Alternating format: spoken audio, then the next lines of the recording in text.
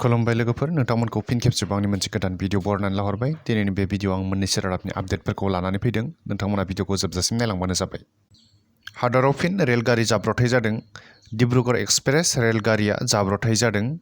मिथिनानै मोननाय बायदिब्ला चन्डीगढ़निफ्राय डिब्रुगड़सिम फैबाय थानाय 15904 नम्बरनि डिब्रुगड़ एक्सप्रेसआ उत्तर प्रदेशआव लाइनच्युत जानानै गोग्लैनानै जाब्रबथाया जायो।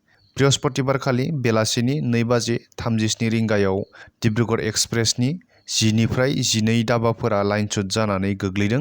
खौरां मोननाय बायदिब्ला उत्तर प्रदेश गन्डानि जिलाही रेलवे स्टेशननि खाथियाव जानाय बे जाब्रबथायाव 4 सुबुंफोरा जिउ गोमानो गोनां जायो, लोगोसे 20निख्रुइबो बांसिन सुबुंफोरा जोखोम जानो गोनां जायो। उत्तर प्रदेशआव जानाय बे रेल जाब्रबथायनि सायाव नायबिजिरनो थाखाय रेल बिफानआ बिथोन होनाय जाबाय। गलाघाट जिल्लायाव नंखाय सनानि फालांगि। गलाघाट जिल्लानि कमराबन्दा पुलिस थानानि सिङाव थानाय बरजान साहा बागानाव आल्ताफ हुसैन मुंनि सासे सुबुंनो नंखाय सनाखौ फाननो फैनानै बलराम मजुमदार मुंनि सासे नंखाय सनानि फालांगिरिया हमजादों। फोरमायनाय बादिब्ला बलराम मजुमदार मुंनि सासे सुबुङा गावनि बिसिनि बेराम फाहामथायनि थाखाय खायसे सनाखौ फानगोन होननानै आल्ताफ हुसैनखौ फनजों सावरायहरदोंमोन। बे लेखायै आल्ताफ हुसैना सुबुंखौ हेफाजाब खालामनो थांखियै सनाखौ बायनानै लाखिनो गावनि न'आव लेंहरदोंमोन।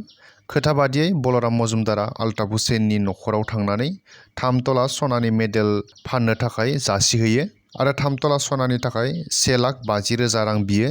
बे समाव आल्ताफ हुसैना सन्देह जानानै 1 लाख रां लांफैनो थाखाय उनाव बलराम मजुमदारखौ न'आव लेंहरो। बेनि उनाव कमराबन्दा पुलिसनो आल्ताफ हुसैना मोनफ्रोमबो खोथाखौ फोरमायहैयो। थिग बेनि उनाव बृहस्पतिबारखालि बलराम मजुमदारा रां लांनो फैनाय समावनो पुलिस बिफाना नंखाय सनाजों लोगोसे हमनो हायो। बे नंखाय सनानि जाथायखौ लानानै पुलिस बिफाना संदाननायखौ खालामगासिनो दं आरो बे खामानियाव गोबां सुबुंफोर थाबावनो हायो होननानै सन्देह खालामनाय जादों।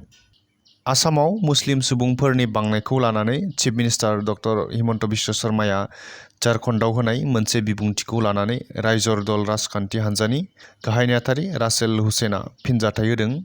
गुवाहाटीआव बृहस्पतिबारखालि मोनसे प्रेस मिटआव चिफ मिनिस्टार बिथांनि बेबादि बिबुंथिया हादरावनो आसामखौ लाजि फोनांहोदों होननानै बुंथिदों रायजर दलनि गाहाय नेहाथारि रासेल हुसैना।